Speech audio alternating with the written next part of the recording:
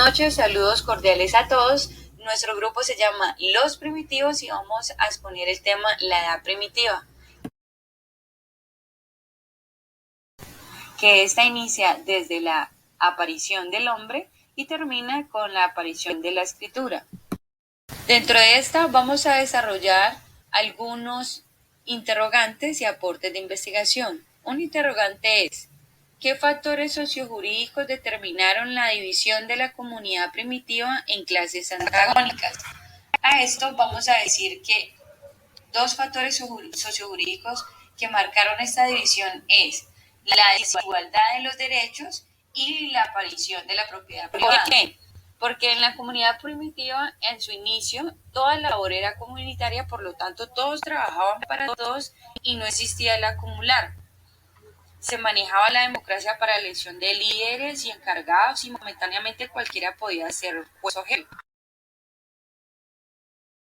Se dio o surgió de forma espontánea la necesidad de distribuir el trabajo de acuerdo a su fuerza física y mental, dando como resultado administradores y ejecutores, donde estos primeros, los administradores, serían los que marcarían esa división o desigualdad de derechos, porque estos tenían ciertos beneficios que posteriormente inclusive se van a transferir de forma hereditaria. Además, eran los encargados de la distribución, y es donde se empieza a marcar como esa desigualdad en beneficios por el hecho de ser administrado, ya que estos privilegios pues van a trascender en el ámbito de lo religioso y educativo, que es lo que vamos a ver un poco más adelante. Bueno, lo que también se dio con el tema de la aparición de la propiedad privada fue pues la masificación de la agricultura, permitiendo esa diferencia marcada en sus fortunas, que es lo que marca esta división de clases sociales. Y para lo que fue la fuerza de trabajo, debido a que a unos ya trabajaban, sino que administraban, pues se dio como esa necesidad de fuerza de trabajo, y es donde vimos que las tribus sacaban a otras y las eliminaban, y aparece lo que son los esclavos, que son los llamados prisioneros de guerra, y son los que también van a marcar como esa división de clases, ya que unos tenían esclavos y pues otros no, y otros tenían más fortuna. La educación dejó de estar implícita en la estructura de la sociedad con la aparición de los intereses particulares y el fin de los intereses comunes. La desigualdad económica entre los administradores y los ejecutores trajo consigo una desigualdad educativa y religiosa, pues las familias de los administradores, que tenían el poder de la distribución y defensa, organizaron y distribuyeron según sus intereses no solo los productos, sino los ritos, las creencias y las técnicas que los miembros de la tribu debían recibir. Los allegados a cada uno de los organizadores tenían evidentemente sobre los demás una mayor facilidad para aprender esta misión. Por tal motivo, los funcionarios representantes de los intereses comunes solían ser elegidos dentro de una misma familia. Cada organizador educaba a sus parientes para el desempeño de su cargo y predisponía al resto de la colectividad para que los eligieran. Las funciones directrices se volvieron patrimonio de un grupo reducido que defendía celosamente sus secretos. Para los desposeídos, el saber del vulgo; para los poseedores, el saber de iniciación.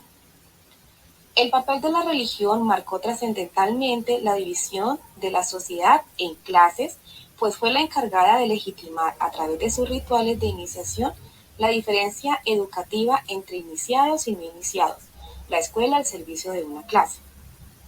Los magos, los sacerdotes y los sabios depositarios, primero dueños después del saber de la tribu, asumen poco a poco, junto a la función general de consejeros, la otra más restringida de iniciadores. En las ceremonias de la iniciación, los sacerdotes explicaban a los más selectos de los jóvenes de la clase dirigente el significado oculto de esos mitos y la esencia de esas tradiciones. Pruebas rudas, dolorosas, a veces mortales, las predecían y acompañaban con la intención de poner a prueba el temple de los futuros directores y subrayar de manera impresionante el carácter intransferible de lo enseñado, legitimando con esta práctica a los que serían sucesores de los cargos dirigentes. Era una función espontánea de la sociedad.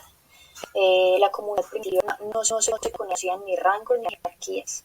El primitivo supuso que la naturaleza estaba organizada en igual forma. Su religión fue por eso una religión sin dioses, esencialmente de carácter natural y espontáneo, eminentemente social y estático, de estructura homogénea e igualatoria para todos, porque la enseñanza era transmitida por medio de la práctica social y el proceso de socialización entre padres e hijos. La educación principalmente era aprendida a medida que se escuchaban las historias de forma oral, a través de la observación del diario vivir y por medio de las ocurrencias de la naturaleza.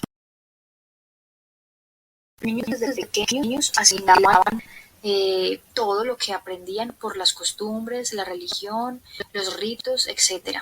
Las civilizaciones más antiguas mantuvieron sus tradiciones durante siglos gracias en parte a este tipo de educación. El fin educativo estaba sustentado en la formación de una colectividad de individuos con la idea de la colaboración grupal, pensantes en el bienestar de la tribu y no personal. Y más que todo, la idea pedagógica en ese entonces era de forma antes interesados en cubrir las necesidades presentes de la tribu sin pensar mucho en el futuro. La educación primitiva solo se concebía de forma educativa y no revolución educativa. Lo más importante en este periodo era la colectividad y por esto es que la educación existente estaba encaminada a formar individuos que cumpliesen ese rol social, político y económico. Desde la mentalidad primitiva, en el principio de todo el tiempo, el hombre era el más indefenso de todos los seres de la tierra. Uno de los recursos que lo ha convertido en dominador de las fuerzas naturales es la inteligencia que fue desarrollando. La mentalidad primitiva es uniforme. Las generaciones se suceden sin cambios. Poseen algo de cultura, pero está inmovilizada y estratificada. Se puede decir también que el hombre primitivo posee cierta metafísica, no en el sentido que elabore reflexiones sobre el ser, sino en el sentido en que su concepción del mundo no es explicado solo por físico, necesita elementos también de otra orden. Procede una energía universal en la que captan algunos individuos.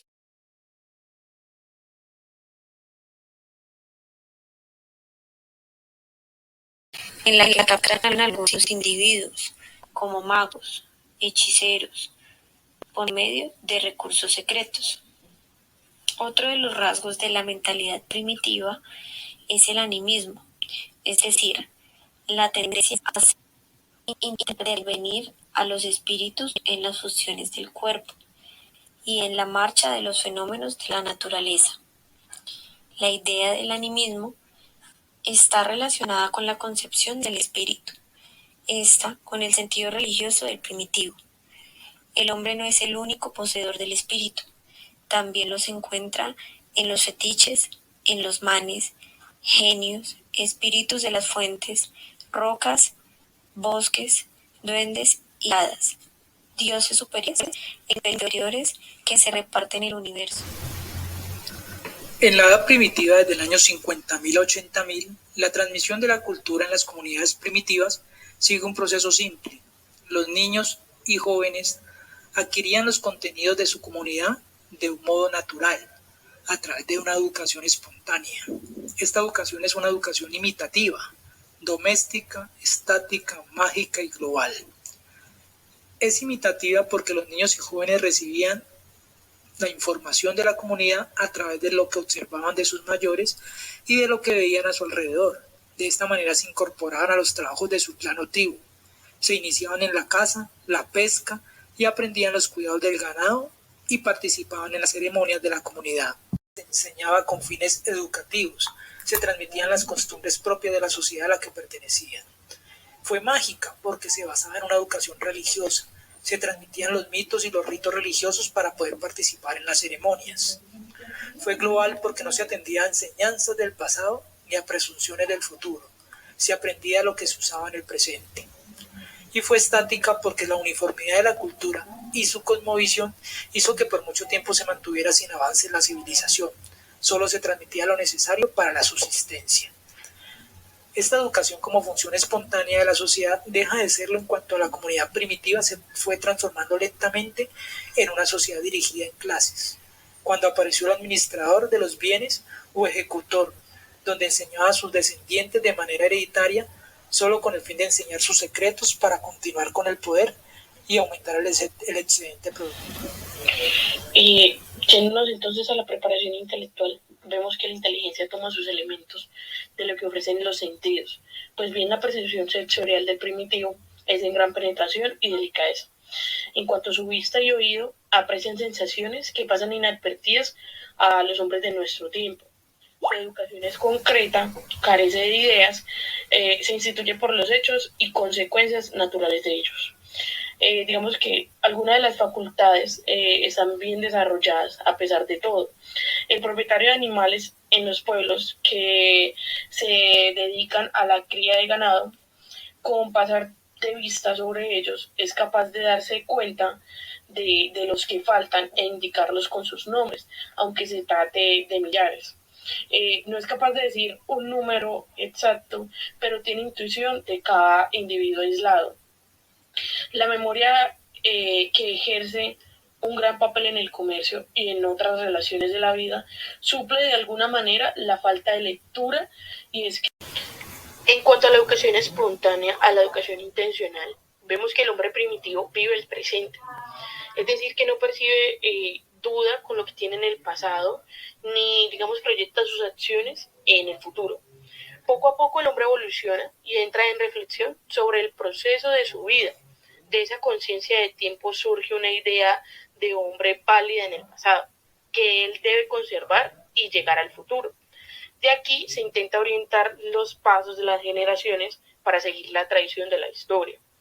Aparece una educación formal, intencionada y eficaz a adultos especializados.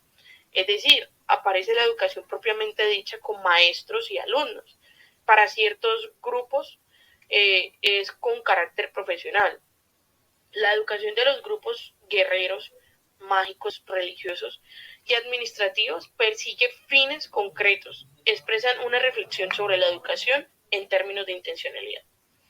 Así pues, la educación presenta aspectos de transmisión de conocimientos y de imitación práctica. La metodología útil fue el uso sistemático de refuerzos, muestran otro aspecto en el que se concretizó la reflexión sobre la educación.